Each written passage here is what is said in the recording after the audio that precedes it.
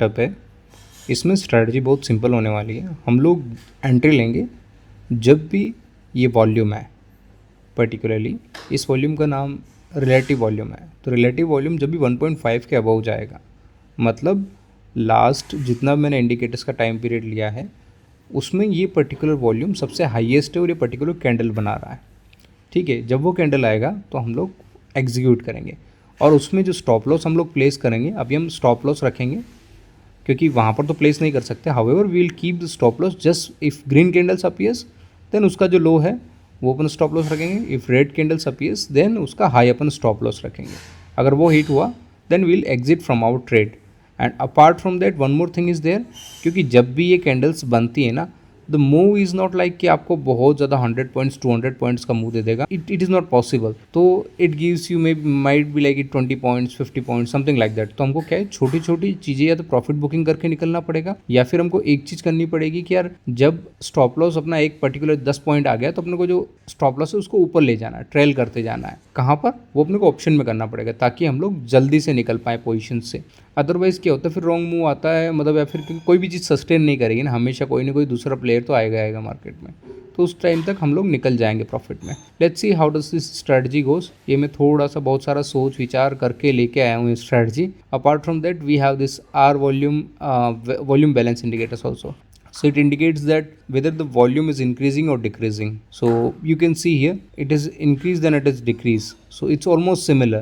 So it is giving us a signal, okay, now the market is going to be flat, so you can exit the positions. So something like that also will do. दोनों position से निकल गया था और मैंने बाद में ये पोजीशंस बनाई जो उस ग्राफ को देख के बनाई थी। अब कौन सा ग्राफ है मैं आपको बता देता हूँ। और इन दोनों पोजीशंस में मुझे अराउंड 2000 का लॉस हुआ था और ये कैसे हुआ था वो बता देता हूँ। मॉर्निंग में ये वाली 920 की जो कैंडल है इसका आर वॉल्यूम 1.5 से हायर था, तो इसके बेसिस पे मैंने पोजीशंस बना ली थी कि ठीक है मार्केट ऊपर मूव होगा।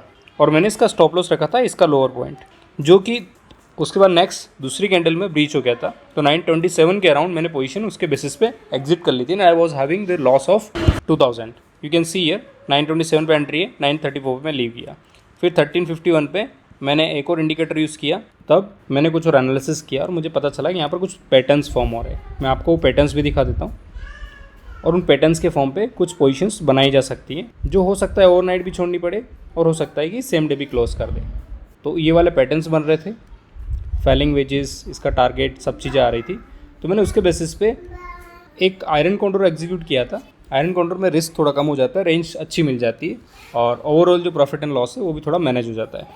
वो पोजीशंस बनाई, वो मैंने फिर जब मार्केट बंद होने वाला था वहाँ पर सारी पोजीशंस को मैंने क्लोज कर दिया और उसके बाद ट्रेड से एग्जिट कर लिया। वैसे इसको मैं कल तक कैरी कर सकता था, बट थोड़ा सा मुझे रिस्की लग रहा था कि मार्केट अगर गैप अप गैप डाउन देता है तो this are to close and they might hit, तो इसलिए मैंने यहाँ से एग्जिट कर दिया।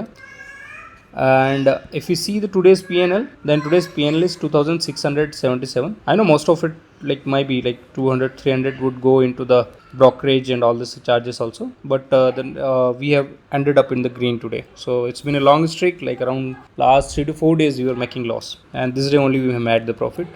That's it guys for today's video. Thank you guys for watching this video. If you found this video helpful, then hit the like button and consider subscribing to my channel.